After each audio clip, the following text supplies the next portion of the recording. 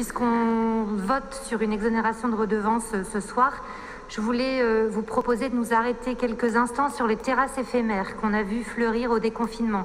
Ces nouvelles terrasses ou ces terrasses agrandies avec exonération de la redevance.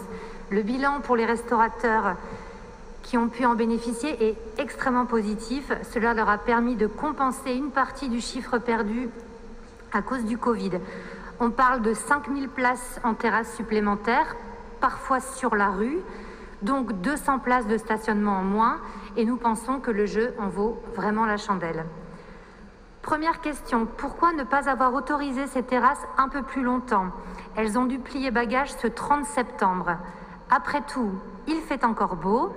Des villes ont prolongé leurs arrêtés municipaux.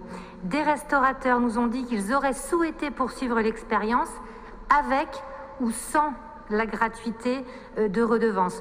Vous m'accusiez en conseil privé de future démagogie. Nous ne demandons pas forcément la gratuité. La question, c'est de poursuivre l'expérience pour ceux pour qui ça a fonctionné et qui ont respecté toutes les règles.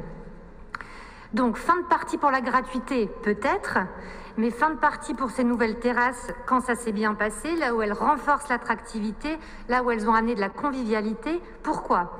Et si on gardait du positif de ce qui est né de cette terrible pandémie?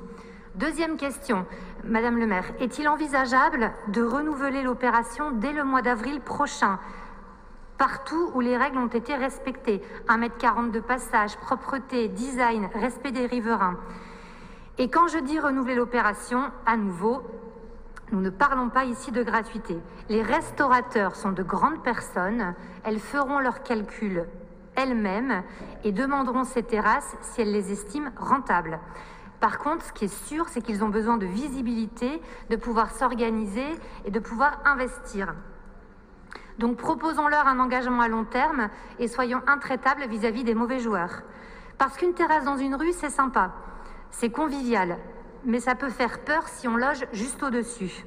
Et c'est notre troisième proposition.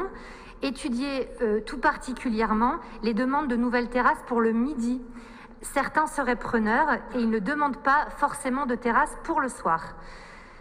Le Covid nous a amené ces nouveaux espaces en ville, ces terrasses qui sont plus développées ailleurs, notamment dans les villes d'Europe du Nord.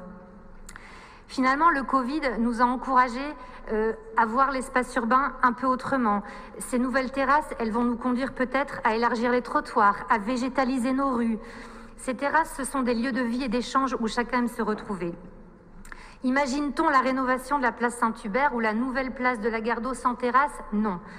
D'ailleurs, là où vous les interdisez, n'oubliez pas de concerter. Car en matière de terrasse, il faut à notre avis gérer les choses avec nuance, faire dans la dentelle, sans dogmatisme. Et une dernière chose, où sont passées les tables conviviales au centre des Halles de Oisem? Elles manquent aux commerçants, elles nous manquent. Merci beaucoup.